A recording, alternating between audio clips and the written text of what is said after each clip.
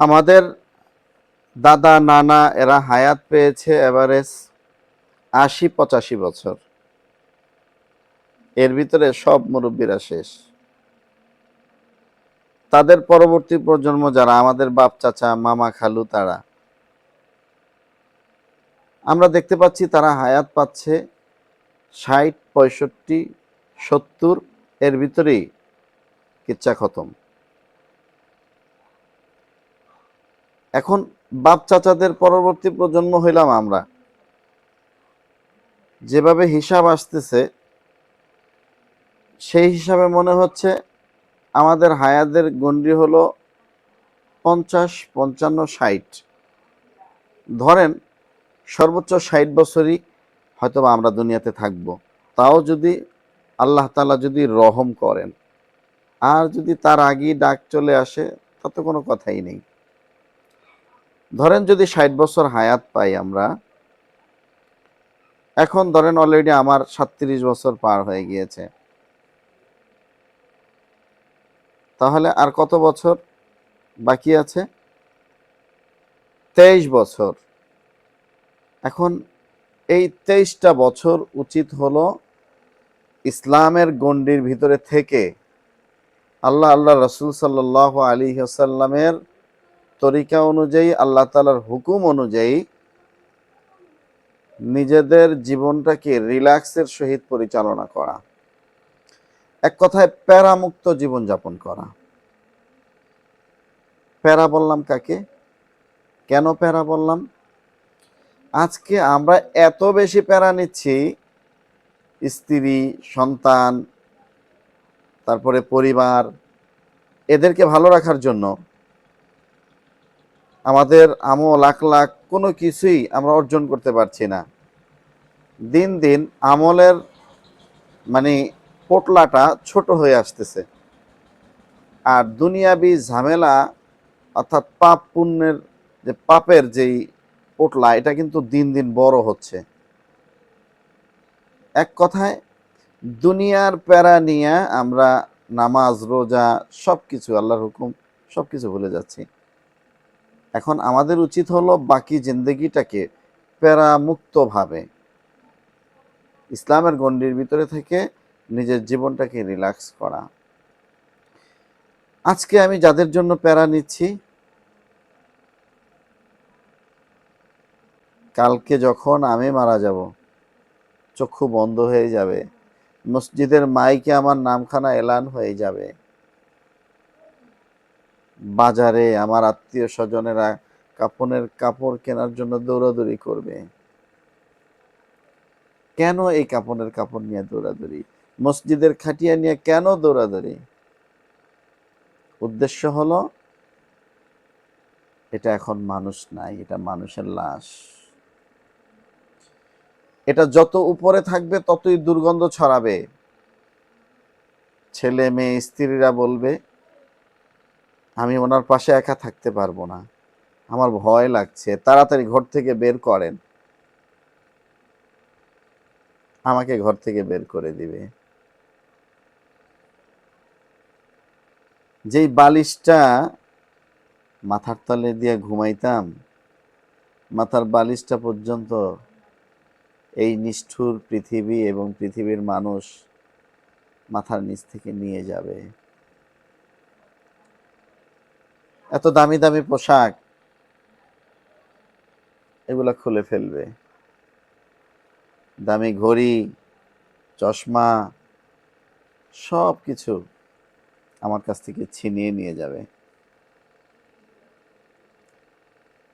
তাহলে যাদের জন্য এত প্যারা নিলেন, তারাই চেষ্টা করবে যত দ্রুত সম্ভব লোকটাকে ঘর থেকে বের করো, মাটির নিচে চাপা দিয়ে রেখে আসো, অন্যথায় দুর্গন্ধ ছড়াবে।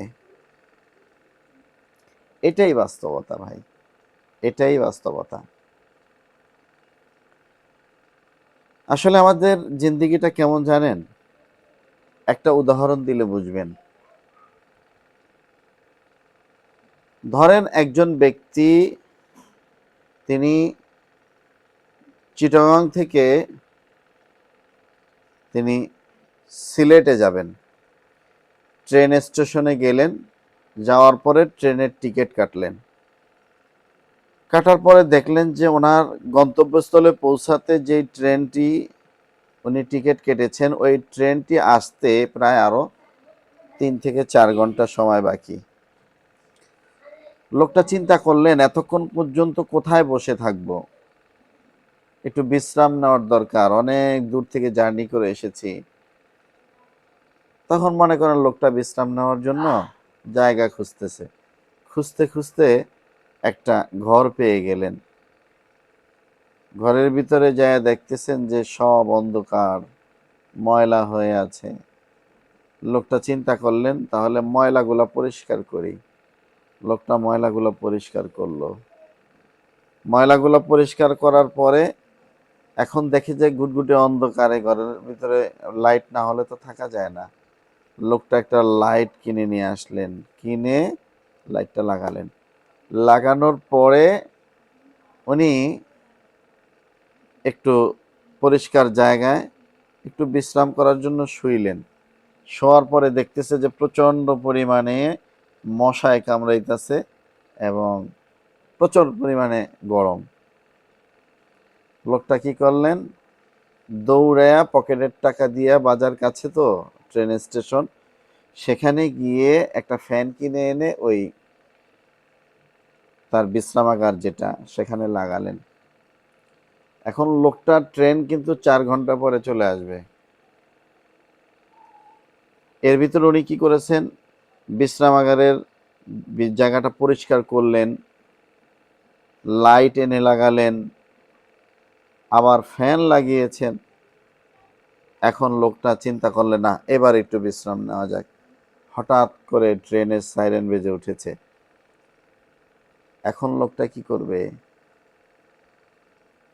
এই যে এতক্ষণ প্যারা নিয়া এত কিছু করলো, ট্রেন চলে এসেছে, আবার ট্রেন এখনই, যাত্রী উঠতে দেরি ছাড়তে দেরি হবে না। লোকটা দৌড়ে যায় ট্রেনের ভিতরে উঠছে। তাহলে ওই যে ঘর পরিষ্কার করলো, লাইট জ্বালালো, তারপরে আপনার ওই যে ফ্যান লাগালো, সব কিছু রেখেই তাকে তার ট্রেনে উঠতে হলো। ঠিক তেমনি ভাবে মানুষের জীবনটাও এমনই। আমরা মানুষেরা দুনিয়ার হায়াতটাও ঠিক এমনই। সর্বোচ্চ আখেরাতের তুলনায় 2-1 সেকেন্ডও ধরা যায় না, 2-1 সেকেন্ড ওটা। অথচ এই পৃথিবীতে একটু ভালো থাকার জন্য ওটা করি, সেটা করি, এই করি, সেই করি, হ্যান ত্যান দিছেন দেন, মানে এটা না হইলে বাঁচবই না, এটা না হইলে হবেই না, এটা না হইলে হয় কি করে, মানে কি একটা প্যারা আমাদের মাথার ভিতরে ভাই আমরা নিয়ে নিছি। অথচ হায়াত কিন্তু ওই যে ট্রেন আসার পূর্ব পর্যন্ত সর্বোচ্চ 3 ঘন্টা। আমাদের মানুষের হায়াতটা এমনই, জীবনটাও ঠিক এমনই। সব কিছু গোছাবেন আপনি, কিন্তু লাস্ট সব ছেড়ে চলে যেতে হবে। এটাই মানুষের জীবন।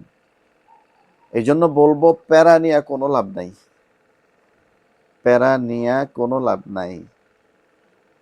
মিথ্যে এই দুনিয়ার জন্য মানুষকে মানুষ হয়ে শত্রু বানানো, এটা কোনো লাভ নাই, কোনো ফায়দা নাই।